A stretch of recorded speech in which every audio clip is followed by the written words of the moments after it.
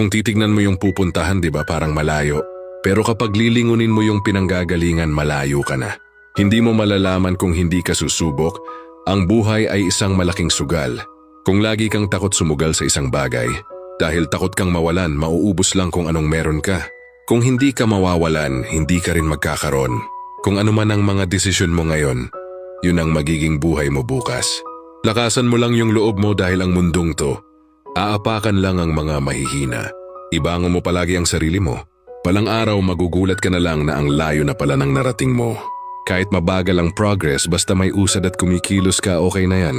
Wala tayong magagawa, ganyan talaga ang proseso ng buhay. Lahat tayo nakakaranas ng hirap. Hindi natin alam kung hanggang kailan tayo dito sa mundo. Kaya mas piliin mo maging mabuting tao.